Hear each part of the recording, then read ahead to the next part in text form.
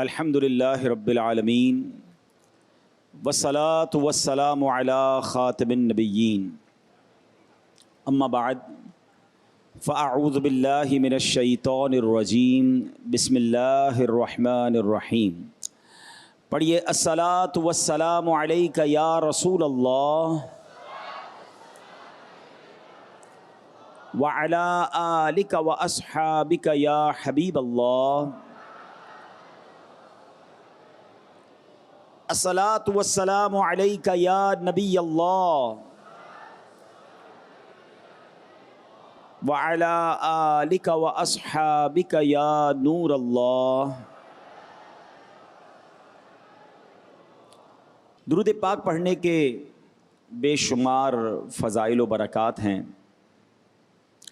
کعبے کے بدر الدجا، طیبہ کے شمس الضحیٰ صلی اللہ تعالی علیہ وسلم پر درود پاک پڑھنے کے بہت سارے فضائل اور بڑی احادیث بھی ملتی ہیں۔ ہم سب کی تمنا ہے کہ کوئی ایسا کرم ہو جائے کہ ہم سب نبی پاک کے پیچھے پیچھے جنت میں داخل ہو جائیں۔ جنت میں جانے کی تمنا ہر مسلمان کو ہے، مگر کیسے یہ کنفرم ہو جائے، کیسے یقین ہو جائے، کوئی ایسا راستہ۔ سبحان اللہ، سرکار دو عالم علیہ الصلوۃ والسلام کی ایک حدیث ہے، میرے آقا فرماتے ہیں جو دن میں مجھ پر 1000 مرتبہ درود پاک پڑھے وہ اس وقت تک نہیں مرے گا جب تک جنت میں اپنا مقام نہ دیکھ لے گا۔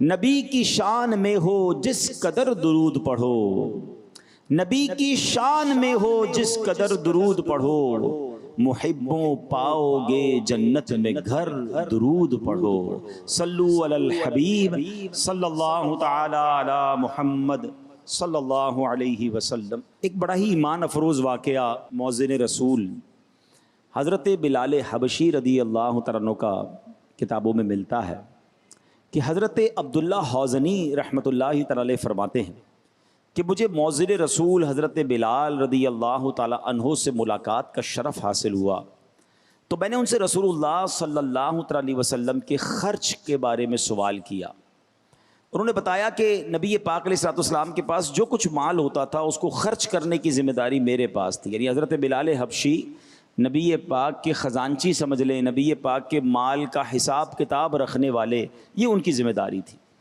تو آپ کہتے جب کوئی بے لباس مسلمان نبی پاک کے پاس آتا، آپ مجھے حکم فرماتے، میں کسی سے قرضہ لیتا، چادر خریدتا، اس کو اڑھاتا اور کھانا بھی کھلاتا۔ اب یہ نبی پاک کا انداز تھا۔ تو حضرت بلال فرماتے کہ ایک غیر مسلم آیا، کہنے لگا اے بلال تم لوگوں سے قرض لیتے ہو، میرے سوا کسی سے قرض نہ لیا کرو، میرے پاس بہت مال ہے، جب بھی چاہیے مجھ سے قرض لے لیا کرو۔ اب اس نے آفر دی تھی، تو حضرت بلال فرماتے کہ میں جب بھی قرض چاہیے ہوتا میں اس کے پاس جاتا اور اس سے قرض لیتا۔ اب ایک دن میں نے دیکھا وہی غیر مسلم بزنس مین تاجر آیا، اس کے ساتھ کئی اور بزنس مین بھی تھے اور بھی اس کے دوست تھے، اور مجھے بڑا برا بھلا کہا، مجھے بہت ڈانٹا، مجھے برا بھلا کہا اور کہنے لگا قرض لوٹانے کی تاریخ میں 4 دن رہ گئے ہیں، اگر اس مدت میں تم نے قرض ادا نہ کیا تو میں تمہیں غلام بنا کر بکریاں چرواؤں گا۔ حضرت بلال حبشی پہلے بھی غلام تھے، ابھی غلامی کی زندگی چھوڑ کر نبی پاک کے پاس آئے تھے۔ حضرت ابوبکر صدیق رضی اللہ تعالیٰ عنہ نے سبحان اللہ اپنے مبارک مال سے آپ کو خرید کر آزاد کروایا تھا، آپ کو یہ فکر ہو گئی کہ پھر غلام بنا دے گا۔ تو آپ عشاء کی نماز کے بعد کہتے ہیں میں بارگاہ رسالت میں حاضر ہوا صلی اللہ تعالیٰ علیہ وسلم، عرض کیا یا رسول اللہ صلی اللہ تعالیٰ علیہ وسلم میرے ماں باپ آپ پر قربان، وہ مشرک جس سے میں قرضہ لیتا ہوں اس نے مجھے ایسا ایسا کہا ہے، حضور مجھے اجازت دیجیے میں ان لوگوں کے پاس چلا جاؤں جو مسلمان ہو گئے ہیں، یہاں تک کہ اللہ پاک آپ کو اتنا مال عطا فرما دے کہ میرا قرض ادا ہو جائے، پھر میں واپس آ جاؤں گا، ورنہ حضور یہ تو مجھے واپس کہیں غلام نہ بنا دے۔ آپ فکر مند ہو گئے۔ اللہ کے نبی علیہ الصلوۃ والسلام فرماتے ہیں صبح تک انتظار کر لو، اللہ پاک تمہارا قرض ادا کر دے گا، انتظام ہو جائے گا۔ کہتے ہیں میں صبح ہوئی تو ایک شخص میرے پاس دوڑتا ہوا آیا اور کہنے لگا کہ اے بلال تمہیں نبی پاک علیہ الصلوۃ والسلام نے بلایا ہے۔ میں وہاں پہنچا تو کیا دیکھتا ہوں کہ نبی پاک کے کاشانہ اقدس کے باہر نبی پاک کے مبارک گھر کے قریب 4 اونٹ ہیں اور سامان سے لدے ہوئے ہیں۔ میں نے اندر آیا تو کمرے میں داخل ہوا اجازت لے کر، پیارے آقا نے فرمایا مبارک ہو، تمہارا قرض ادا کرنے کا سامان ہو گیا ہے، انتظام ہو گیا ہے۔ تو اب کہا کہ تم نے 4 اونٹ دیکھے؟ کہ جی حضور میں باہر دیکھے 4 اونٹ کھڑے ہیں گلے کے ساتھ، سامان کے ساتھ لدے ہوئے ہیں۔ آقا نے فرمایا کہ یہ اونٹ لو، اس کا سامان لو اور جا کے اپنا قرضہ ادا کر دو۔ کہتے ہیں میں نے حکم کی تعمیل کی، گیا اس کا سارا قرضہ ادا کیا، اس کا مال لوٹا دیا، واپس آیا تو نبی پاک کو سلام عرض کیا۔ پیارے آقا نے پوچھا کیا ہوا، اس مال سے تمہیں کوئی فائدہ ملا؟ تو کہتے ہیں حضور اللہ پاک نے وہ تمام قرض ادا کرا دیا جو اللہ کے رسول پر تھا۔ آپ نے فرمایا کچھ مال بچا بھی ہے؟ حضرت بلال کہتے ہیں جی ہاں یا رسول اللہ، کچھ مال بچ گیا ہے۔ آقا فرماتے مجھے اس سے بھی بے تعلق کر دو۔ اللہ اکبر، جب تک یہ کسی ٹھکانے نہیں لگے گا میں اپنے گھر واپس نہیں جاؤں گا۔ حضرت بلال کہتے ہیں کہ نبی پاک نماز عشاء کے بعد پوچھتے ہیں، فرماتے ہیں کہ اس بقیہ مال کا کیا ہوا؟ میں نے عرض کی حضور کوئی سائل نہیں ملا، میں بانٹ نہیں سکا۔ اللہ کے نبی علیہ الصلوۃ والسلام رات مسجد ہی میں آپ نے قیام فرمایا۔ دوسرے روز نماز عشاء کے بعد مجھے بلا کر فرمایا اے بلال کیا ہوا، کیا وہ مال تقسیم ہو گیا؟ تم نے مجھے اس مال سے بے تعلق کر دیا۔ تو حضرت بلال نے کہا جی یا رسول اللہ، میں نے وہ سارا مال اللہ کی راہ میں خرچ کر دیا، میں نے غریبوں مسکینوں میں بانٹ دیا۔ یہ سن کر نبی پاک نے تکبیر کہی اور خدا کا شکر ادا کیا۔ اے میرے پیارے اسلامی بھائیوں، اس سے 2 باتیں سیکھنے کو ملتی ہیں۔ اللہ اکبر، میرے آقا کی سخاوت، میرے آقا کے جود کا عالم کیا ہے۔ آپ جو بار بار اعلیٰ حضرت کا شعر سنتے ہیں نا، جس میں جود کا بھی ذکر ہے، سخا کا بھی ذکر ہے، عطا کا بھی ذکر ہے، یہ نبی پاک کی سیرت میں جا بجا یہ واقعات ملتے ہیں۔ سیدی اعلیٰ حضرت کیا لکھتے ہیں؟ واہ کیا جود و کرم ہے شہ بطحا تیرا، نہیں سنتا ہی نہیں مانگنے والا تیرا۔ یعنی آقا کے دربار سے کوئی لفظ نہیں سنتا ہی نہیں تھا۔ اچھا ایک اور کرم نوازی یہ ہے کہ لوگ پیاسا کنویں کے پاس جائے نا، مگر آقا وہ ہیں کہ جن کا دریائے رحمت، جن کا دریائے کرم خود پیاسوں کو تلاش کر رہا ہے، خود اپنے غلاموں پر مہربانی ہو رہی ہے۔ اور اعلیٰ حضرت اسی طرف اشارہ کرتے ہوئے لکھتے ہیں نا، فیض ہے یا شہ تسنیم نرالا تیرا، آپ پیاسوں کے تجسس میں ہے دریا تیرا۔ نبی پاک سبحان اللہ۔ اچھا ایسا کہاں ہوتا ہے دنیا میں کہ آپ کسی سے مدد لینے جائیں، اس کے پاس بظاہر وہ مدد نہ ہو تو وہ منع کر دیتا ہے، مگر آقا کے در پر نہیں تو نہیں ملتا نا۔ آقا فرماتے حضرت بلال سے بلال قرضہ لو اور اس غریب کی مدد کر دو، اور آقا پھر وہ قرض ادا فرماتے۔ اللہ اکبر، یہ سخاوت مصطفیٰ ہے، یہ عطائے مصطفیٰ ہے۔ اور نبی پاک علیہ الصلوۃ والسلام کی سخاوت کی تو کیا بات ہے۔ ایک میرے پیارے اسلامی بھائیوں، ہمیں سیکھنا ہے نبی پاک کی اس خوبصورت ادا سے کہ ہم نے اپنی زندگی میں کس طرح اللہ کے دیے ہوئے مال کو خرچ کرنا ہے۔ حضرت مجمع انصاری رحمت اللہ تعالیٰ علیہ ایک بزرگ کے متعلق بیان کرتے ہیں کہ انہوں نے فرمایا اللہ پاک کا مجھے دنیا کی آسائشوں سے بچا لینے کا احسان اس دنیا کی کشادگی کی صورت میں ملنے والی نعمت سے افضل ہے، کیونکہ اللہ پاک نے اپنے پیارے نبی علیہ الصلوۃ والسلام کے لیے دنیا کو پسند نہیں فرمایا، اس لیے مجھے وہ نعمتیں جو اللہ پاک نے اپنے نبی علیہ الصلوۃ والسلام کے لیے پسند فرمائیں ان نعمتوں سے زیادہ پیاری ہیں جو اس نے نبی علیہ الصلوۃ والسلام کے لیے ناپسند فرمائیں۔ اے میرے پیارے اسلامی بھائیوں، یاد رکھیے اگر کسی کے پاس دنیا کا مال ہے، اگر کسی کے پاس دنیا کی نعمتیں ہیں، اگر اس کا صحیح استعمال ہو اور اس کو کمایا بھی صحیح طریقے سے جائے تو پھر اس سے برکتیں لوٹی جا سکتی ہیں۔ ایک بڑی پیاری حدیث پاک آپ کو سناتا ہوں۔ رسول پاک صلی اللہ علیہ وسلم نے فرمایا دنیا میٹھی سرسبز ہے، جو اسے حلال طریقے سے کماتا ہے اور صحیح حقوق میں خرچ کرتا ہے، اللہ پاک اس کو ثواب عطا فرمائے گا اور اس کو جنت میں داخل فرمائے گا، اور جو اس میں حرام طریقے سے مال کماتا ہے اور اس کو غیر حق میں خرچ کرتا ہے، اللہ پاک اس کو دار الحوان یعنی ذلت کے گھر میں داخل فرمائے گا۔ یعنی دنیا کمانا ہے تو حلال طریقے سے، خرچ کرنا ہے تو اچھی جگہ پر۔ پرابلم یہ ہے کہ آج کل کچھ لوگ ذرا عجیب سا انہوں نے اپنا سسٹم بنایا ہوا ہے، کچھ لوگ کماتے غلط طریقے سے ہیں لیکن بعض اوقات اللہ کی راہ میں خرچ کر رہے ہوتے ہیں، تو شیطان انہیں کہتا ہے یار بات برابر ہو گئی، بیلنس صحیح ہو گیا، تو ڈنڈی مارتا ہے یا سود کا کام کرتا ہے یا جھوٹ بولتا ہے، لیکن مسجد میں بھی تو دیتا ہے نا، غریبوں کی مدد بھی تو کرتا ہے، تو یہ برابر ہو جائے گا، یہ بھول ہے ان کی۔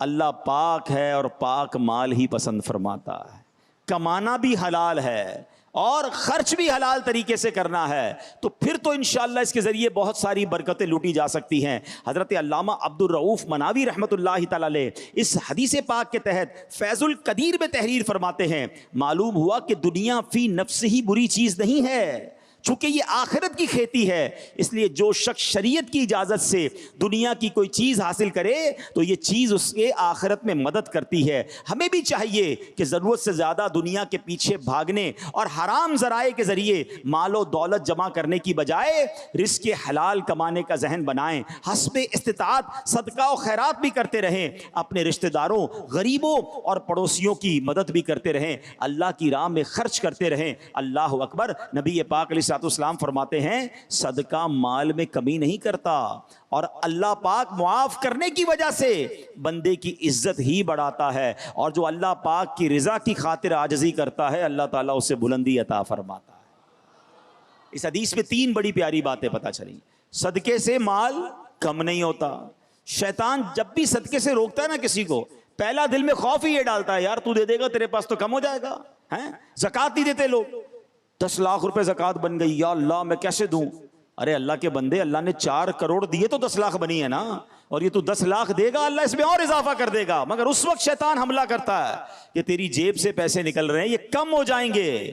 تو نبی پاک نے وسوسہ نکال دیا، فرماتے صدقہ دینے سے مال کم نہیں ہوتا، اور یہ ایسی جس کو کہتے ہیں نا مجرب فارمولہ ہے۔ آپ دنیا میں ہر اس شخص کو دیکھیں کہ جو اللہ کی راہ میں خرچ کرتا ہے نا، اس کا مال کم نہیں ہو رہا ہوتا، اس کا مال ملٹی پلائی ہو رہا ہوتا ہے۔ اگلی بات نبی پاک نے کیا فرما دی کہ معاف کرنے کی وجہ سے بندے کی اللہ پاک عزت ہی بڑھاتا ہے۔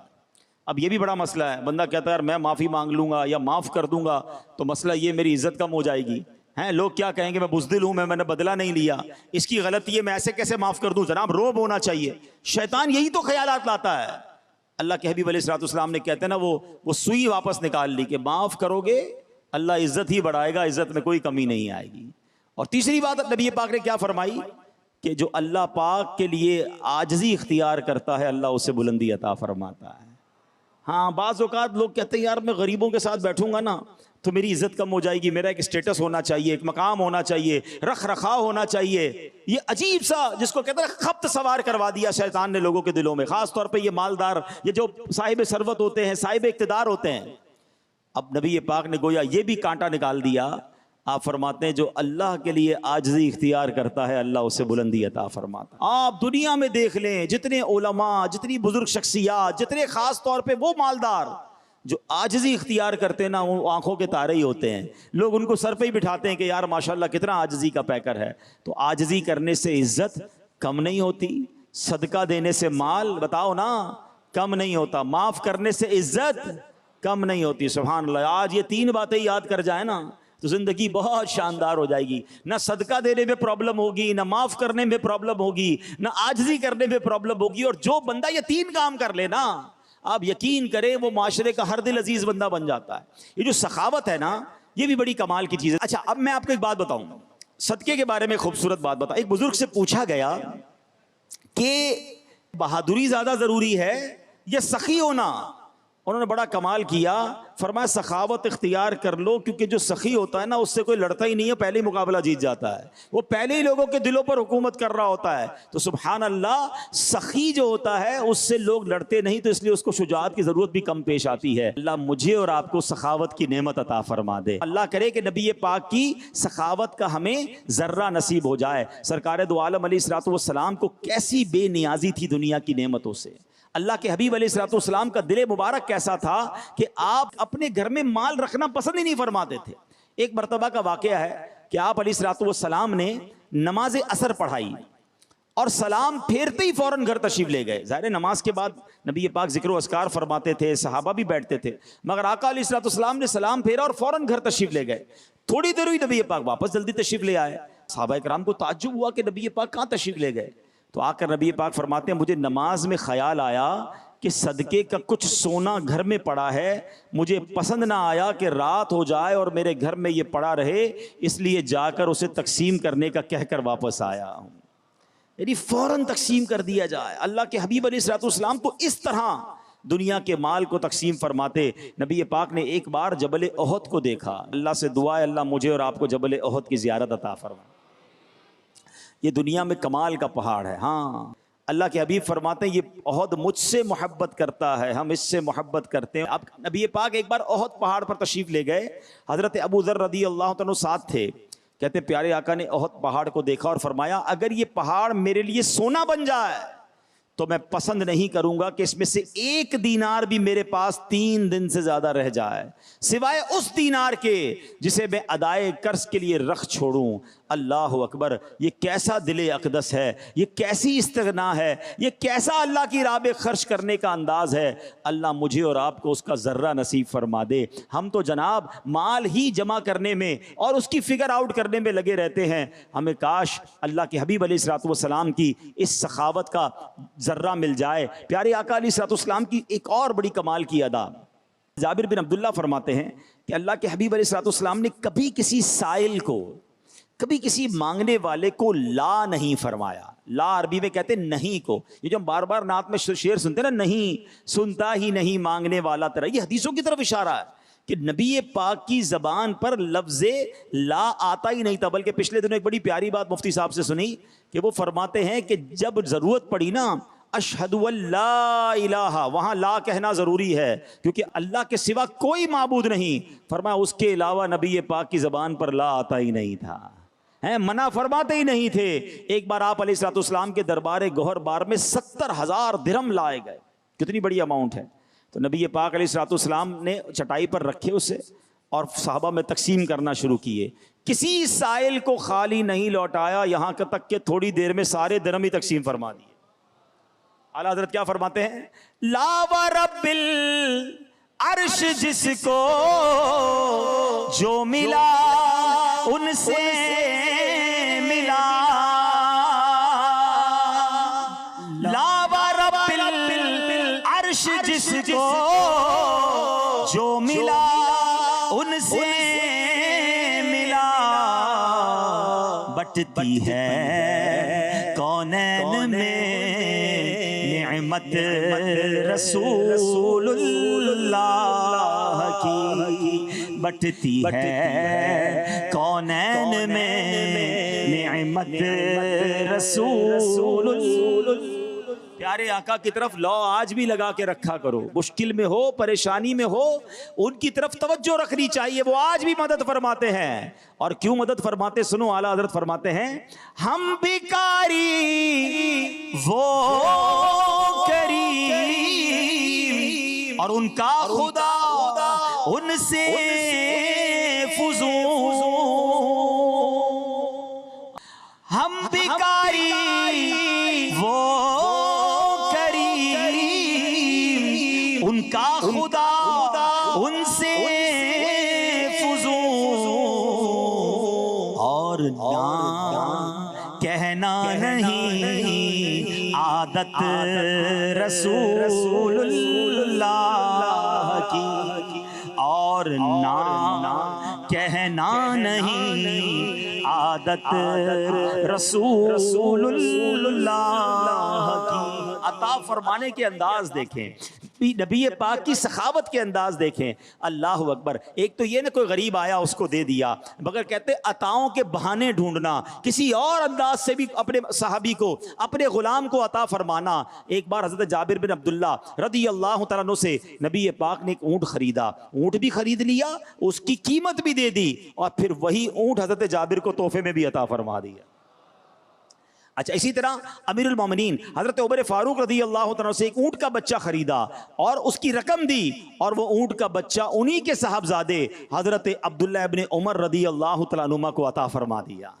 کتنی خوشی ہوتی ہوگی کہ رقم بھی مل گئی اور وہ چیز بھی واپس مل گئی۔ سبحان اللہ، کس قدر سخاوت فرماتے۔ نبی پاک بعض اوقات اپنی ضرورت کے لیے کسی چیز کو خریدتے تھے، پھر وہی چیز کسی کو تحفے میں عطا فرما دیتے۔ ہمیں بھی چاہیے کہ ہم نبی پاک کی سنت کو ادا کیا کریں، اپنے مسلمان بھائیوں کو تحفہ دیا کریں۔ اچھا، تحفہ دینے میں اس کے دل میں خوشی بھی داخل ہوتی ہے اور عداوت دور ہوتی ہے۔ بعض اوقات دلوں میں دوریاں ہو چکی ہوتی ہیں، بعض اوقات ہماری کوئی بات کسی کو بری لگ گئی ہوتی ہے، تو اگر دوستی کرنا چاہتے ہو نا، حسد کو دور کرنا چاہتے ہو، کینے کو دور کرنا چاہتے ہو، مسلمانوں میں محبتیں بڑھانا چاہتے ہو، تو وہ تحفے کی عادت کو بھی اپنائیے۔ نبی پاک علیہ الصلوۃ والسلام فرماتے ہیں ایک دوسرے کے ساتھ مصافحہ کرو، یعنی ہاتھ ملاؤ، اس سے کینہ جاتا رہے گا، اور ہدیہ یعنی تحفہ بھیجو، آپس میں محبت ہوگی، دشمنی جاتی رہے گی۔ آج کے معاشرے میں کتنی محبت کی ضرورت ہے، اتنا فرسٹریشن بڑھ گیا ہے، آج آپس میں نفرتیں بڑھتی جا رہی ہیں۔ تو اے میرے پیارے اسلامی بھائیوں، سلام کو عام کریں۔ سلام میں بھی ہم نے کیٹیگرائز کر دیا ہے، جس کو جانتے ہیں اس کو سلام کرتے ہیں، رشتہ داروں کو سلام کریں گے، کاروباری لوگوں کو سلام کریں گے، جس مسلمان کو جانتے نہیں اسے سلام بھی لوگ نہیں کر رہے ہوتے۔ سلام بھی کریں، ہاتھ بھی ملائیں، اس سے انشاءاللہ محبت بڑھے گی۔ سلام کو عام کریں، آپ کے دل سے تکبر دور ہوگا، عاجزی اختیار ہوگی، اور تحفہ دیں تو انشاءاللہ محبت میں اضافہ ہوگا۔ نبی پاک کی سخاوت کا ذکر ہو رہا ہے، سنیے ایک بار کیا ہوا، پیارے آقا علیہ الصلوۃ والسلام نے عرب کے یعنی دیہات کے رہنے والے کچھ افراد نبی پاک کے پاس آئے، پیارے آقا نے ان میں سے بہت ساروں کو 100 اونٹ تحفتاً عطا فرما دیے، ایک ایک کو 100 اونٹ عطا کر دیے۔ حضرت صفوان بن امیہ رضی اللہ تعالیٰ عنہ نے، ابھی وہ اسلام نہیں لائے تھے، وادی حنین کا واقعہ ہے، غزوہ حنین کا موقع ہے، کہتے ہیں نبی پاک سے بکریوں کا سوال کیا۔ حضرت صفوان نے 2 پہاڑوں کے درمیان پورا جنگل بھرا ہوا تھا بکریوں سے، نبی پاک علیہ الصلوۃ والسلام نے وہ پورے کا پورا جو ریوڑ تھا نا حضرت صفوان کو عطا فرما دیا۔ ابھی یہ مسلمان نہیں ہوئے تھے، اب یہ اپنی قوم کے پاس جا کر پتہ ہے کیا کہتے ہیں، اے میری قوم تم اسلام لے آؤ، اللہ پاک کی قسم محمد صلی اللہ تعالیٰ علیہ وسلم ایسی سخاوت فرماتے ہیں کہ محتاجی کا خوف ہی نہیں رہتا ہے، وہ اتنی عطا فرماتے ہیں کہ جھولیاں بھر دیتے ہیں۔ اللہ اکبر، سبحان اللہ۔ پہلے کے لوگ ایک بڑی پیاری بات کرتے تھے، حاتم طائی بہت بڑا سخی گزرا ہے، فرمایا اس نے گھر میں 8 دروازے رکھے تھے، ہیں اس کے گھر کے ہر دروازے پر لوگ آتے تھے، وہ ان کو عطا کرتا تھا، مال دیتا تھا، کھانا دیتا تھا۔ کہنے والوں نے کہا کہ اس کی سخاوت کا عالم یہ تھا کہ اگر کوئی 8 دروازوں سے باری باری آ جاتا تو حاتم طائی اس کو 8 دروازوں سے دیتا تھا، بڑا سخی تھا۔ سبحان اللہ۔ علماء عشق و محبت نے بڑا پیارا جواب دیا کہ حاتم طائی کے پاس 8 دروازوں سے آتے تھے، تب بھی جا کر لوگوں کی ضرورت پوری نہیں ہوتی تھی، جبھی تو آتے تھے نا۔ میرے آقا کا دربار وہ ہے جو ایک بار چلا جائے، اور نبی پاک نگاہ رحمت فرما دیں تو اتنا عطا فرماتے ہیں، اتنا دیا کہ دامن میں ہمارے سمایا نہیں۔ سرکار دو عالم کی سخاوت کا عالم یہ ہے کہ میرے کریم سے گر قطرہ کسی نے مانگا، میرے کریم سے گر قطرہ کسی نے مانگا تو دریا بہا دیے ہیں، مدنی نے دریا بہا دیے ہیں، دور پہ بہا دیے ہیں، دریا بہا دیے ہیں، مدنی نے دریا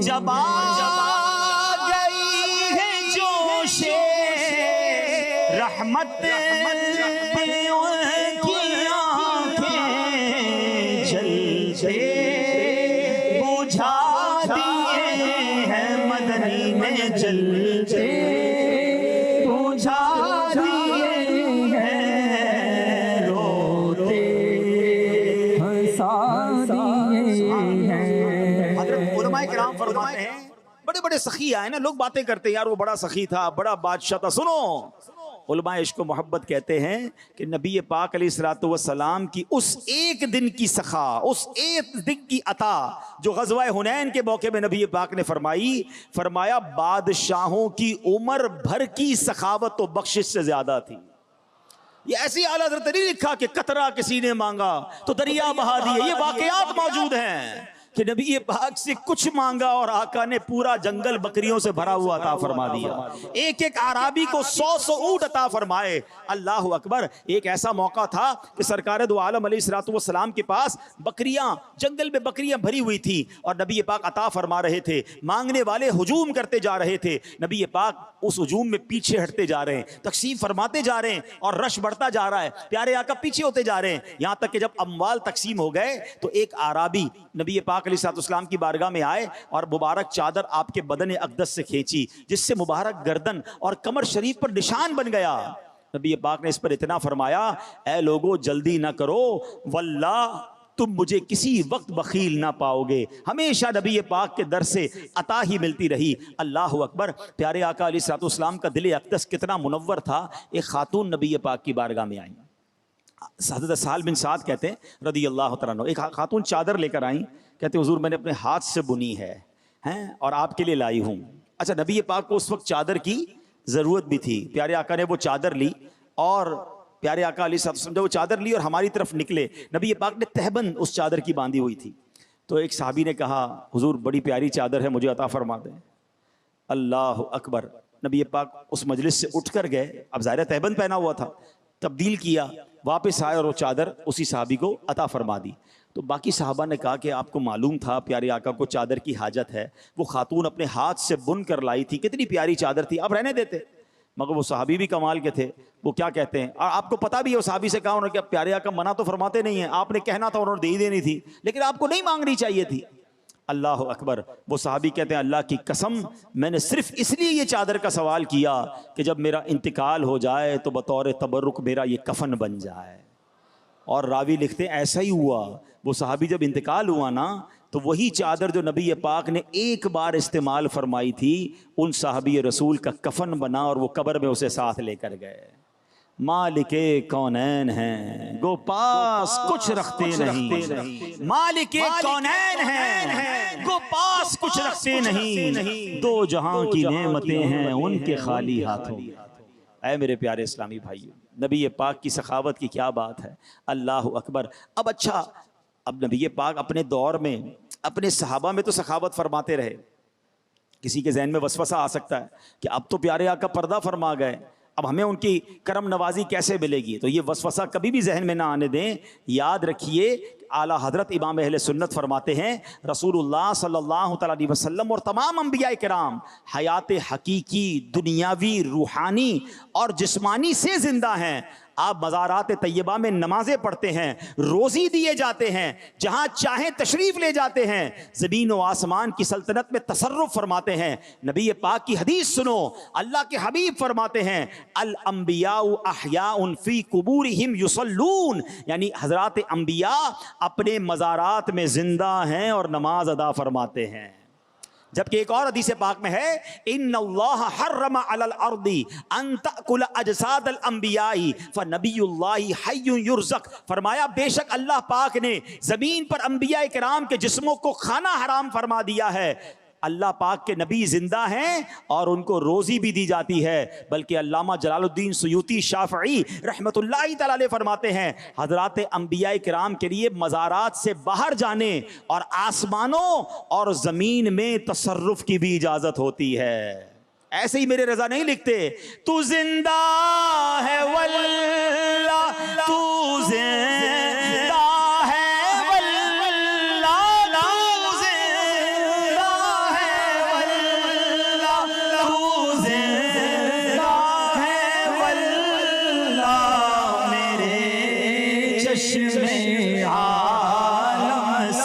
چھپ جانے والے میرے چشم عالم سے چھپ جانے والا رہے گا یوں ہی ان کا چرچا رہے گا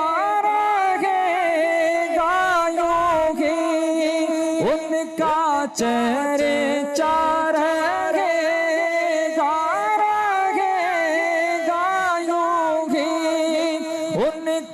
چرچا رہے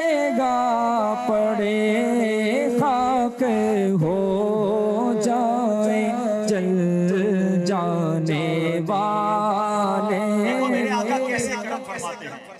مزار پرانوار میں جلوہ فرما ہو گئے ہیں اور سبحان اللہ کرم نوازی کا سلسلہ آج بھی جاری ہے.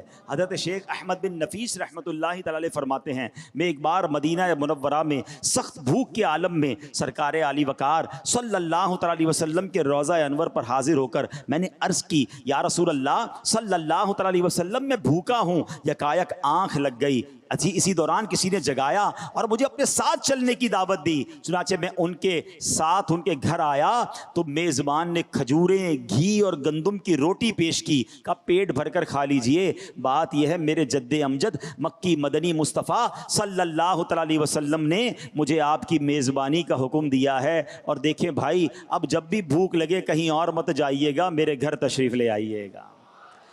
یہ ایسی دربار ہے جہاں مانگنے میں شرمایا نہ کرو. اللہ اکبر. میرے رضا کا عشق رسول تو دیکھو. دنیا میں بندہ کسی کے آگے مانگے نا تو ڈی مورلائز فیل کرتا ہے, احساس کمتری ہوتا ہے, ہاتھ پیر کانپنے لگ جاتے ہیں, اور ہونا بھی ایسے ہی چاہیے. اللہ کرے کبھی زندگی میں کسی کے آگے ہاتھ نہ پھیلانا پڑے. دعا کرو اللہ سے یا اللہ ہمیشہ ہمیں دینے والا بنائیو, کبھی مانگنے والا نہ بنائیو. کیونکہ بھکاری بننا کسے پسند ہے, مگر ہاں ایک در ایسا ہے جہاں کی بھیک بھی بڑے مزے والی ہے. ہاں بھیک میں مزہ کیسے بھائی, بھیک تو بے مزے کی تکلیف دہ ہوتی ہے. مگر میرے اعلیٰ حضرت کہتے ہیں ایک دربار ایسا ہے جہاں کی بھیک میں بھی بڑا مزہ ہے. کیسے؟ وہ کہتے ہیں لبوا ہیں آنکھیں بند ہیں پھیلی ہیں جھولیاں, لبوا ہیں آنکھیں بند ہیں پھیلی ہیں جھولیاں, کتنے مزے کی بھیک تیرے پاک در کی ہے. ہاں کتنے مزے کی بھیک تیرے پاک در. اچھا قبول میں بھی دیری نہیں ہے. دنیا والوں سے تو بار بار مانگو تو ترخاتے ہیں, رلاتے ہیں, اور زیادہ مانگو تو فون بھی بلاک کر دیتے ہیں. آقا کے دربار میں دیر نہیں لگ. کتنا فاصلہ ہے؟ وہ کہتے ہیں منگتا کا ہاتھ اٹھتے ہی داتا کی دین تھی. ہاں اتنی دیر لگتی ہے, بس پکارو تو صحیح انہیں. منگتا کا ہاتھ اٹھتے ہی داتا کی دین تھی, دوری کا بول و عرض میں بس ہاتھ بھر کی ہے. واللہ دوری کا بول و عرض میں بس ہاتھ بھر کی ہے. آپ لوگ کہتے ہیں کتنا مانگے یار, بندے کو دیکھ کر مانگو یار, اس کی لمٹ تھوڑی ہے, پتہ نہیں دے گا نہیں دے گا. اعلیٰ حضرت کہتے ہیں جس در سے مانگ رہے ہو نا اللہ نے سارے خزانوں کا مالک بنا دیا ہے. رچ کے مانگنا, تھوڑی پنجابی میں کہتے ہیں رچ کے مانگنا. ہاں ذرا بھی کنجوسی نہیں کرنا, جتنا مانگنا ہے مانگنا, کیونکہ وہاں سے لا بھی نہیں ہے منع بھی نہیں ہے, بلکہ منہ مانگی مرادیں وہ دیتے ہیں. فرماتے ہیں منگتا کا ہاتھ اٹھتے ہی داتا کی دین تھی, دوری کا بول و عرض میں بس ہاتھ بھر. اور کتنا مانگنا ہے؟ مانگیں گے مانگے جائیں گے, منہ مانگی پائیں گے انشاءاللہ. مانگیں گے مانگے جائیں گے, منہ مانگی پائیں گے. ہم تو مانگیں گے مانگے جائیں گے, منہ مانگی پائیں گے. سرکار میں نہ لا ہے نہ حاجت اگر کی ہے, بھیری سوہانی صبح میں ٹھنڈک جیگر کی ہے. کیسے عطا فرماتے ہیں؟ حضرت احمد بن محمد صوفی رحمۃ اللہ تعالی علیہ فرماتے ہیں میں 3 مہینوں تک جنگلوں میں پھرتا رہا, میری سب خال گل گئی, بالآخر میں مدینہ منورہ حاضر ہوا، میں نے آقا کی بارگاہ میں سلام عرض کیا اور پھر میں سو گیا۔ خواب میں رسول اللہ صلی اللہ تعالیٰ علیہ وسلم کی زیارت سے شرف یاب ہوا۔ میرے آقا فرما رہے تھے احمد تو آ گیا، دیکھ تیرا کیا حال ہو گیا ہے۔ میں نے عرض کی انا جائع و انا ضیفک، یا رسول اللہ میں بھوکا بھی ہوں اور حضور آپ کا مہمان بھی ہوں۔ سرکار دو جہاں صلی اللہ تعالیٰ علیہ وسلم نے ارشاد فرمایا اپنے ہاتھ کھولو۔ کہتے میں نے ہاتھ کھولا، اس میں چند درم تھے۔ اللہ اکبر، خواب میں جو چیز ملے نا وہ آنکھ کھلے تو چلی جاتی ہے۔ حضرت احمد بن صوفی کہتے ہیں آنکھ کھلی مگر ہاتھ میں درم موجود تھے۔ کہتے وہ درم لے کر گیا، میں نے بازار سے روٹی خریدی اور میں نے پھر کھانا وغیرہ خرید کر کھایا۔ اللہ اکبر، ذرا سوچو تو صحیح میرے پیارے اسلامی بھائیوں، اصل مسئلہ یہ ہے کرم تو آج بھی ہو رہا ہے مگر وہ پکار چاہیے، وہ تڑپ چاہیے، وہ کنیکشن چاہیے۔ لکھتے ہیں نا اعلیٰ حضرت فرماتے ہیں واللہ وہ سن لیں گے، فریاد کو پہنچیں گے، وہ آئیں گے، وہ فریاد فرمائیں گے، مگر شرط یہ ہے واللہ وہ سن لیں گے، فریاد کو پہنچیں گے۔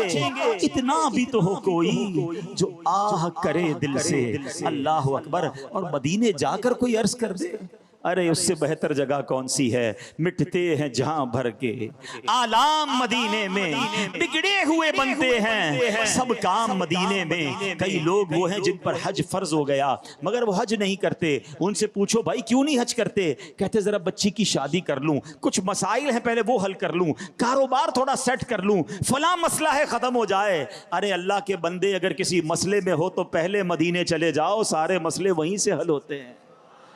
تو آقا کے در کی طرف جاؤ تو صحیح، اور مدینے نہیں جا سکتے نا پھر بھی گھبرانا نہیں، بس دل سے پکارنا ہے، انہیں دل سے یاد کرنا ہے۔ وہ آج بھی کرم فرماتے ہیں، اپنے غلام پر آج بھی مہربانی فرماتے ہیں۔ آپ نے حدیث سن لی ہے کہ اللہ کے انبیاء اپنی قبروں میں حیات ہیں، انہیں رزق دیا جا رہا ہے، ان کے پاس تصرف ہے، وہ آج بھی وہ ہم پر کرم فرما سکتے ہیں۔ اللہ اکبر، بلکہ میرے آقا کا دیدار اور نبی پاک کا جلوہ بھی عام ہے، کرنے والے پیارے آقا کا دیدار آج بھی کر رہے ہیں۔ وہ لکھتے ہیں نا آنکھ والا تیرے جوبن کا تماشا دیکھے، آنکھ والا تیرے جوبن کا تماشا دیکھے، دیدے کور کو کیا آئے نظر کیا دیکھے۔ ارے اصل تو بات یہ ہے کہ آنکھیں اجیالی ہو جائیں، آنکھیں اچھی رکھا کرو، اپنی آنکھوں سے حرام نہ دیکھا کرو۔ کبھی کبھی آنکھیں پاک عشق رسول میں آنسو بہا کر، خوف خدا میں آنسو بہا کر دھو لیا کرو، تاکہ یہ آنکھیں اس قابل ہو جائیں کہ نبی پاک کا دیدار ہو جائے۔ ورنہ کس کام کی ہیں یہ آنکھیں؟ مفتی اعظم لکھتے ہیں نا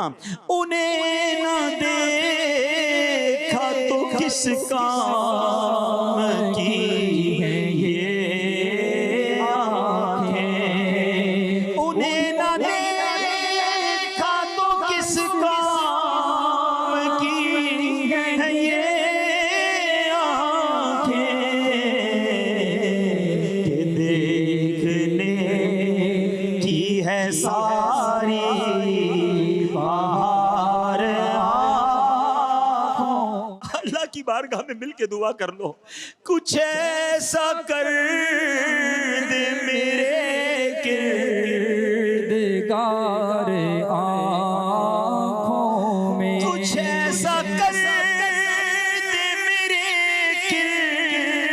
کردگار آنکھوں میں، کچھ ایسا کر دے میرے کردگار آنکھوں میں، کچھ ایسا کر دے میرے کردگار آنکھوں میں، ہمیشہ نقش رہے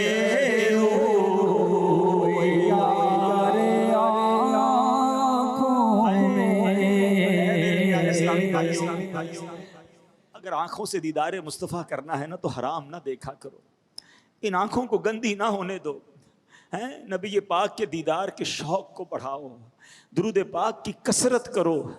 نصیب والوں کے بھاگ آج بھی جاگ رہے ہیں، ہاں آج بھی جلوے دکھائی دے رہے ہیں، مگر خوش نصیب ہیں جن پر کرم ہو رہا ہے۔ ہم بھی التجا تو رکھے نا، شوق تو دل میں رکھا کرو، رات کو سوتے وقت اللہ کی بارگاہ میں عرض تو کیا کرو کہ مانا مالک بڑا گناہگار ہوں، مانا بڑا خطا کار ہوں، مگر میں بھی تو نبی پاک کا امتی ہوں۔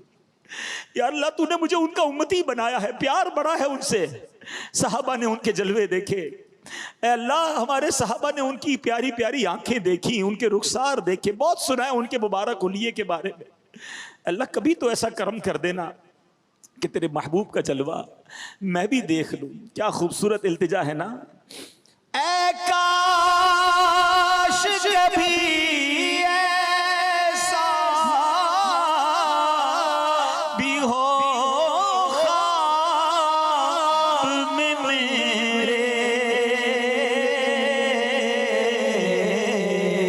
ہوں جن کی غلامی میں وہ آقا نظر آئے،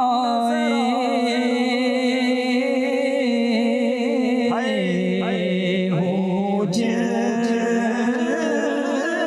کی غلامی میں وہ آقا نظر آئے۔ یا رسول اللہ، آپ کے غلام بیٹھے ہیں، آنکھیں اشکبار ہیں، آپ کی سخاوت کا ذکر ہو رہا ہے۔ حضور آپ سے تو جس نے جو مانگا آپ نے عطا فرمایا۔ سیدنا ابو ہریرہ نے یادداشت مانگی، آپ نے عطا فرمائی۔ حضور آپ نے سب کو عطا فرمایا۔ آپ کے غلام اشکبار آنکھوں سے عرض کر رہے کہ حضور دیدار کی بھیک کب بٹے گی، دیدار کی بھیک کب بٹے گی، منگتا ہے امیدوار آقا، آنکھوں میں چمک کے دل میں آ جا، اے شمع جمال مصطفیٰ۔ مانگتے رہیے نبی پاک سے، درود پاک پڑھتے رہیے، وہ بڑے سخی ہیں۔ ارے دیکھو کیسے کرم ہوتا ہے۔ علامہ ابن جوزی رحمۃ اللہ تعالی علیہ، ان کی کتاب ہے عیون الحکایات، اس میں تحریر کرتے ہیں کہ ایک پرہیزگار شخص کا بیان ہے، کہتے ہیں میں مسلسل 3 سال سے حج کی دعا کر رہا تھا مگر میری حسرت پوری نہ ہوئی۔ 4تھے سال حج کا موسم بہار آیا، دل آرزوئے حرم میں بے قرار تھا۔ ہو سکتا ہے یہاں بھی کچھ لوگ بیٹھے ہوں گے، بلکہ کون ہوگا جس کا دل نہیں چاہتا مکے مدینے جانے؟ کون ہے جو تڑپ نہیں رہا؟ کسی کے پاس پیسے نہیں، کسی کے پاس اسباب نہیں، کسی کی کیا رکاوٹ، کسی کا کیا مسئلہ۔ سنو، گھبرایا نہ کرو اور مایوس بھی نہ ہوا کرو۔ وہ کہتے ہیں میں 3 سال تک آرزوئے حرم لیے بے قرار تھا۔ ایک رات خواب میں جب سویا تو میرے آقا خواب میں تشریف لے آئے، میری قسمت جاگ اٹھی۔ نبی پاک نے فرمایا تم اس سال حج کے لیے چلے آنا۔ کہتے صبح اٹھا تو دل خوشی سے جھوم اٹھا کہ آقا نے بلایا ہے، مگر جب اٹھنے کے بعد سوچا کہ میرے پاس تو پیسے ہی نہیں ہیں، میں کیسے حج پر جاؤں گا، میں غریب مسکین۔ کہتے دوسری شب پھر درود پڑھتے پڑھتے پھر یاد مدینہ میں تڑپتے تڑپتے سو گیا۔ پھر نبی پاک خواب میں آئے، فرمایا کہ اس سال تم حج کو چلے آنا۔ پھر صبح ہوئی وہ سوچا آقا نے بلایا ہے مگر رقم تو نہیں ہے، جاؤں گا کیسے؟ 3 راتوں تک ایسا ہوتا رہا، ہمت نہیں ہوتی تھی آقا سے عرض کروں کہ حضور آپ تو فرماتے حج پر آؤں مگر اسباب نہیں۔ کہتے اب 4تھی رات پھر نبی پاک نے کرم فرمایا کہ اس سال حج کو آ جانا۔ میں نے کہا حضور میرے پاس تو اخراجات ہی نہیں ہیں۔ اللہ کے حبیب نے فرمایا تم اپنے مکان میں فلاں جگہ کو کھودو، وہاں تمہارے دادا کی ذرہ موجود ہے۔ کہتے صبح ہوئی تو میرے آقا نے مجھے جگہ بتائی، میں نے اس جگہ کھدائی کی، واقعی بڑی قیمتی ذرہ تھی، جو جنگی لباس ہوتا ہے، بڑی صاف ستھری تھی، ایسی تھی گویا کسی نے استعمال ہی نہیں کیا تھا۔ میں نے اسے 4000 دینار میں بیچا، اللہ پاک کا شکر ادا کیا، الحمدللہ میرے آقا نے کرم فرمایا، میرے حج کا انتظام ہو گیا۔ ہاں آج بھی تڑپ سچی ہو نا۔ ہاں وہ شاعر کہتے نا کہاں کا منصب کہاں کی دولت، قسم خدا کی یہ ہے حقیقت، کہاں کا منصب کہاں کی دولت، قسم خدا کی یہ حقیقت، جنہیں بلایا ہے مصطفیٰ نے، جنہیں بلایا ہے مصطفیٰ نے، جنہیں بلایا ہے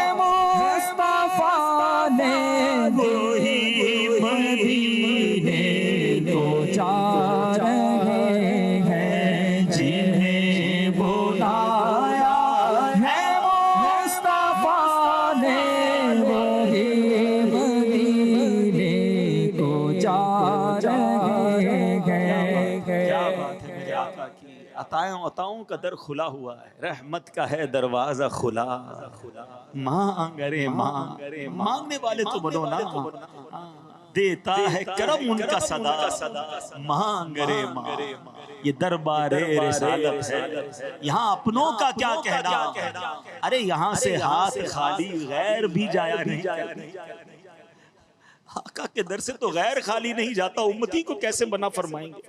بس مانگنے کے لیے تڑپ چاہیے، نبی پاک سے وہ محبت چاہیے، وہ دل کا لگاؤ چاہیے۔ اور یہاں اے امتیوں ایک اور بات سیکھنی ہے کہ پیارے آقا کس وصف کو اپناؤ، اپنے اندر سخاوت کو پیدا کریں۔ اچھا جب بھی سخاوت کی بات ہوتی ہے نا تو بعض اوقات کیا ہوتا ہے، لوگ کہتے ہیں یار بات تو بہت اچھی ہے مگر سخی تو مالدار ہو سکتا ہے نا، میں غریب کیسے سخی ہو سکتا ہوں؟ یہ بھول ہے آپ کی۔ سخاوت کوانٹٹی کا نام نہیں ہے، سخاوت تعداد کا نام نہیں ہے کہ کروڑ روپے دے کر سخی بنے گا، لاکھ روپے دے کر سخی بنے گا، نہیں، سخاوت یہ دل کے غنا کا نام ہے۔ حدیث پاک ہے نا، بڑی مشہور حدیث ہے جس کا مضمون ہے کہ 1 لاکھ سے بڑھ گیا۔ صحابہ نے کہا حضور 1 لاکھ سے کیسے بڑھ سکتا ہے؟ فرمایا ایک شخص آیا جس کے پاس لاکھوں تھے، اس نے ان لاکھوں میں سے 1 لاکھ دے دیا۔ فرمایا ایک آیا جس کے پاس 2 تھے، اس نے 2 میں سے 1 اللہ کی راہ میں خرچ کر دیا۔ اب اس نے تو 50% دے دیا نا، 2 میں سے 1 دے دیا۔ فرمایا اس کا 1 لاکھ سے بڑھ گیا۔ تو سخاوت اپنے اندر پیدا کیجئے، بخل نہیں ہونا چاہیے، کنجوسی اللہ کو بڑی ناپسند ہے۔ اور سخاوت کے بارے میں اللہ کے حبیب فرماتے سخاوت جنت کے درختوں میں سے ایک درخت ہے جس کی ٹہنیاں زمین کی طرف جھکی ہوئی ہیں، جو شخص ان میں سے کسی ایک ٹہنی کو پکڑ لیتا ہے وہ اسے جنت کی طرف لے جاتی ہے۔ اللہ اکبر۔ ایک جگہ نبی پاک فرماتے الجنت دار الاسخیاء، جنت سخیوں کا گھر ہے۔ آئے ہائے، سخیوں کا گھر جنت ہے۔ اپنے اندر سخاوت کو پیدا کرنا ہے، اللہ کی راہ میں خرچ کرتے رہا کرو، اپنے غریب مسلمان بھائیوں کی مدد کرتے رہا کرو۔ اور یہ سخاوت کبھی کبھی ایسے کام کروا دیتی ہے، کسی دکھی دل کی تمنا پوری کر دو، اس کے دل میں خوشی داخل کر دو، اللہ کیسی مشکلیں آسان فرماتا ہے۔ اے مدینے اور مکے کے لیے تڑپنے والوں سنو، ایک شخص تھا بڑا مالدار تھا، اس کو خواب میں اس طرح کا خواب آیا کہ فلاں علاقے میں ایک بندہ ہے، اس کو تم مکے لے جاؤ۔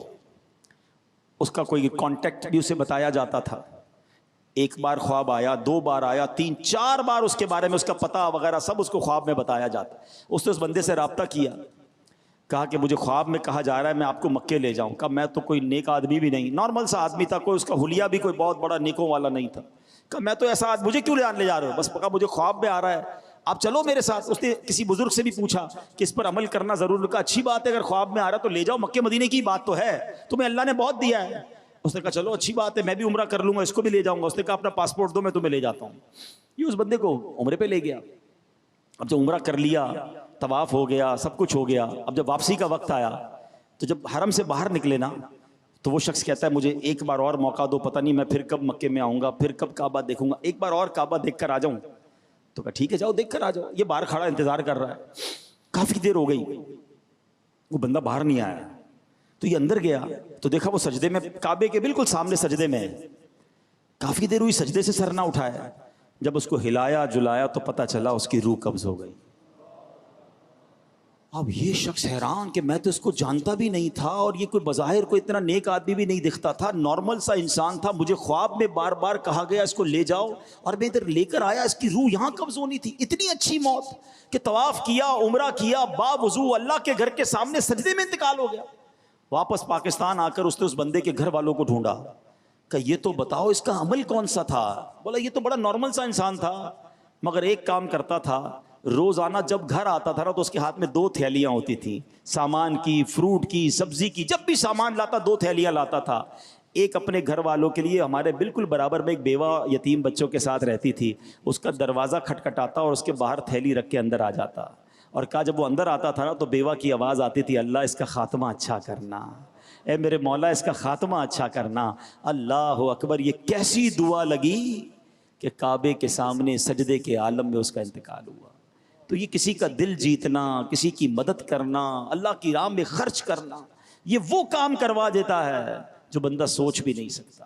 تو اے میرے پیارے اسلامی بھائیوں، اس وقت بھی ہم سب کو، جن کو اللہ نے خاص طور پہ نوازا ہے ان کو بھی، اور جیسے میں نے کہا کہ جو غریب بھی ہیں نا وہ بھی کسی نہ کسی کی مدد اپنی حیثیت کے مطابق اچھے کام میں خرچ کرتے رہا کر. یہ اللہ سے کاروبار ہے. آپ غربت سے نکلنا چاہتے ہیں نا تو بھی آپ اللہ کی راہ میں خرچ کریں, اللہ آپ کو غربت سے نکال دے گا. قبلہ مفتی قاسم صاحب تفسیر صراط الجنان میں بڑی کمال کی بات آپ نے لکھی. آپ فرماتے دنیا بھر کے مالداروں کا سروے کریں نا تو وہ کہیں نہ کہیں چیریٹی کر رہے ہوتے ہیں, خرچ اچھی جگہ کر رہے ہوتے ہیں, تو اللہ اس خرچ کی وجہ سے ان کے مال میں برکت ڈال رہا ہوتا ہے. اور اگر غریبوں کا سروے کرے نا تو ان میں اکثریت وہ ہے جو اللہ کی راہ میں خرچ نہیں کرتے, وہ اسی لیے غریب ہی رہ جاتے ہیں. ہم غریب لوگ بعض اوقات سمجھتے ہیں ہم کیا کریں یار اس میں ہمارے نہیں. میں نے نبی پاک کی حدیث یاد رکھو نا, کسی کا 1 لاکھ سے بڑھ گیا تو آپ کچھ نہ کچھ اچھے کاموں میں اپنی حیثیت کے مطابق خرچ کرتے رہا کریں. اور سبحان اللہ, خرچ کرنے کا, سخاوت کرنے کا ایک عظیم موقع ہمیں دعوت اسلامی دے رہی ہے. اللہ کی قسم, خرچ کرنے کا اس سے بڑا نیکی کمانے کا موقع کیا ہوگا کہ عظیم دعوت اسلامی کا جو کام ہے ہم اس کے حصے دار بن جائیں. اللہ اکبر. دعوت اسلامی نیکیوں کا کتنا بڑا خزانہ ہے, کتنی بڑی فیکٹری ہے نیکیوں کی کہ دعوت اسلامی 150 سے زیادہ ملکوں میں دین متین کی خدمت کر رہی ہے. لاکھوں بچے اور بچیاں بغیر فیس کے قرآن پاک پڑھ رہے ہیں, درس نظامی کر رہے ہیں, ہزاروں جامعۃ المدینہ میں بچے اور بچیاں. آپ بتائیے اتنی بڑی نیکی. اچھا, سال کی 600 کے قریب مسجد دعوت اسلامی بنا رہی. صرف مسجدیں بنانا بہت اچھی بات ہے, بڑی نیکی ہے, مگر بیرون ملک میں, یورپ میں, UK میں, امریکہ میں, افریقہ میں کئی جگہوں پر تو شراب خانے خرید کر اس شراب خانے کو بدل کر مسجد بنا دیا. ڈانس کلب تھا, اس برائی کے اڈے کو بند کیا, وہاں مسجد بنا دی. بلکہ کئی جگہوں پر تو غیر مسلموں کی عبادت گاہیں تھیں جہاں شرک ہوتا تھا, جہاں پوجا ہوتی تھی. اللہ اکبر, اس جگہ پر آج رحمان عز و جل کو سجدے ہو رہے ہیں, اللہ اکبر کی صدائیں بلند ہو رہی ہیں. اتنی بڑی نیکیوں کا کام دعوت اسلامی کر رہی ہے, ہزاروں لوگ مسلمان ہو گئے. تو انشاءاللہ آج سخاوت مصطفیٰ کا بیان سنا ہے, ہم بھی اپنی دعوت اسلامی کا بھرپور ساتھ دیں گے. کیا معلوم آج دیدار مصطفیٰ کی بات ہوئی ہے. دیکھیے سنتوں کی تحریک ہے, میں اپنے لیے تو نہیں مانگ رہا اور آپ بھی اپنے لیے نہیں مانگیں گے. ہم سب جمع کروا کے دعوت اسلامی والوں کو دعوت اسلامی کے اکاؤنٹ میں ڈلوا دیں گے. یہ سنتوں کا پیغام چلتا رہے گا. کاش مدینے والے آقا کو پسند آ جائے اور ہماری قسمت بھی جاگ اٹھے اور ہمیں بھی آقا کا دیدار